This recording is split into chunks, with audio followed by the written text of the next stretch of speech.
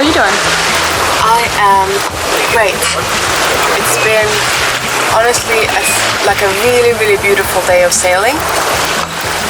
Just smooth and calm and no squalls and no dark clouds, just small fluffy one. How does it feel to be in the trade winds? I think we've made it to the other side in the southeast trades. I think, right, Brady? I think so. Make it? I think so. It feels like it.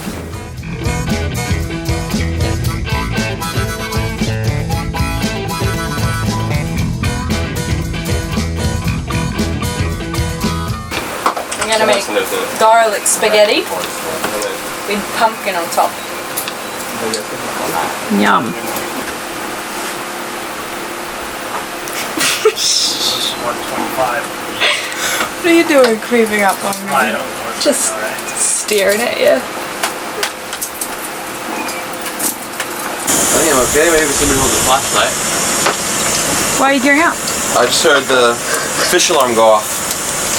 So I don't want to have a man overboard situation.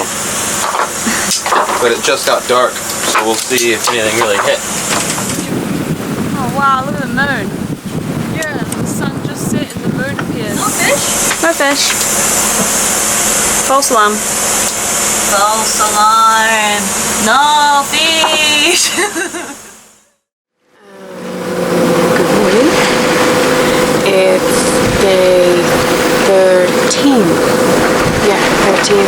Before me and Max went sailing, I was like, how am I gonna be able to be out at sea for 2 weeks, you know? The first 2 days was a bit tough because I was tired all the time. I think that's like the first degree on being seasick and stuff. But after 3 days, I think it was like that for everyone. You get more into it, more into the tune of the waves and everything. And yeah, it's been really good. And we've had, I think we have a bit of fresh veggies left. So we've nearly lasted 2 weeks for 7 people, which I think is really good. So I think we have another few days. And then I think we'll reach Cocos in 6 days perhaps. So that's very soon, hopefully, fingers crossed. I'm gonna have some morning tea and finish my watch. What's going on, Captain? We've hit a windless zone, but we're taking advantage of it to make some easting so that when we hit the southeast trades, we'll have like a really sweet angle and make it to Cocos on one tack. So it's all good. Meanwhile, the off-watch team took advantage of the light conditions. What you guys doing? Making videos. Been working straight for like 5 hours. I need a break. Okay, so now I go Need some fresh air. After Effects and I right click Not on right here. click on no source file. Yep. Right click on that one. Replace footage. Together. We have now been out at sea for 13 days. And you could say that we have gotten really creative. This is what happens here. So I tie it round, and then I tie it round the back like this with the band thing, and then the material falls down, and then you can see my butt crack real easy. So we're trying to eliminate this, and we're just coming up with some ideas.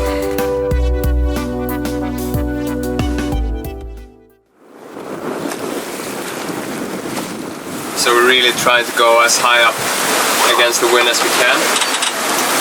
So we're hand steering all the time, and it's pretty fun actually. Going better and better all the time. It's really cool when you are like during the night sometimes to see, even during the day, you see the depth meters going, because I think it's about 2,000 meters deep here, something around that. And sometimes you see it going up to like 200 or 100 or even like 30 meters, so you know something's big is under the boat. That's really cool. So we definitely have some really sweet trade winds now. They're blowing more easterly than south, so the wind's definitely working in our favor. And we are about 300 or 400 miles from Cocos Keeling, so it's perfect. We'll just stay on this course for probably another 24 hours, and then we'll be able to bear away and head straight for Cocos Keeling. For once, the wind is working in our favor. The boat is so balanced. We got a full moon. I think I've been saying it's been a full moon for the past week, but either way, it's bright. Don't like these fucking squalls. They just keep appearing out of nowhere. Check out the storm that we're in. Smack bang in the middle. It's not really ideal.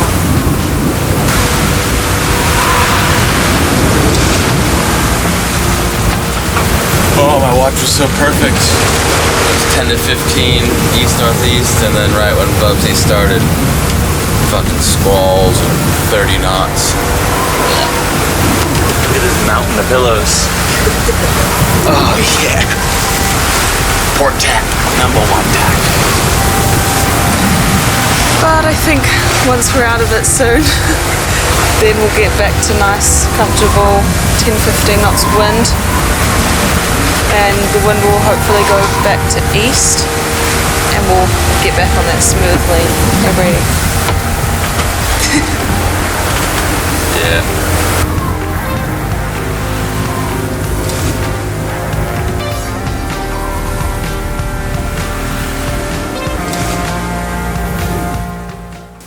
So I think it's day 15 today, and we had a bit of a rough night last night. There was some wind and waves and weather, and it's kind of hard to sleep, so I'm a bit tired, but things have improved this morning, and it's good sailing, and we're on course, and hopefully should be making our final turn to Cocos Keeling in like maybe this afternoon or time.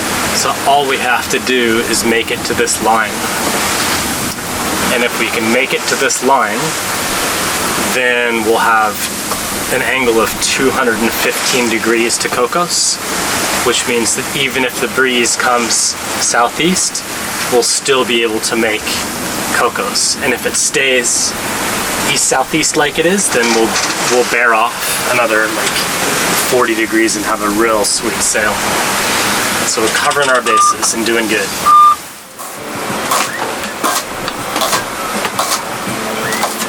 What are you doing, Brady? Cutting onions, mate. Look at me. What are you doing there, champ? I'm exhausted. Didn't really get any sleep last night. Had some pretty nasty weather and big swell and just going upwind, so just beating into it. Nobody slept super good. Yeah, the V-bird. Rain and yeah, flying around in the V-bird. It was not very fun. It fucking goes crazy up there. And like launching off waves and then like slamming down into the next one and shakes the whole fucking boat and the rig. It's just I'm hungry. I'm so hungry. And then I heard when I got up this morning I had to do was bugs and fucking muesli. So then I just had some cornflakes, but that didn't really satisfy my hunger. I'm just craving a big, delicious Reuben. Yeah, toasted sandwich with some meat. Or a California burrito with guacamole and French fries inside. It took me like an hour to sieve out all the fucking bugs out of the cereal. There was like 10 of them and little baby ones as well. And I had a little bowl and I think I ate about 5. Good protein. But yeah, I'm craving some macaroni and cheese and maybe like a souvlaki with falafel. In the meantime, we've got these party snacks and some crackers and things, and it's all good. We're surviving. Curry ketchup. Fucking steak. I haven't had steak in so long. Let's try and think when the last time we had a steak was. while the gang pondered their last steak. The on-watch crew was ripping it up. About 50 miles until we're gonna tack to make the perfect angle towards Cocos, and I think we're about 300 miles after that. Yeah, we have some big swells. I think they're coming in from like massive squalls really far away. I think Cocos have a big squall right now that's gonna move east by the time we get there. So it's like if we're lucky, it won't be there when we get there.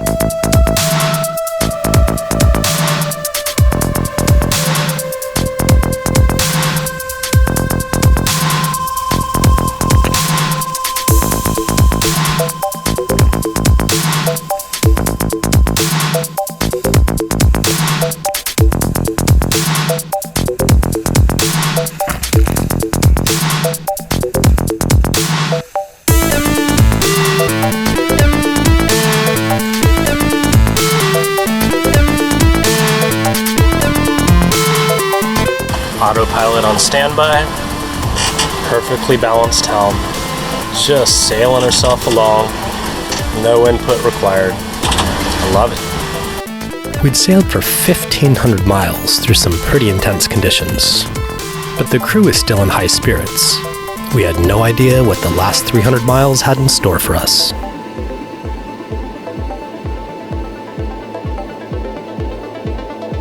Up next, the Indian Ocean unleashes her fury on Delos, and we finally make landfall in Cocos Keeling.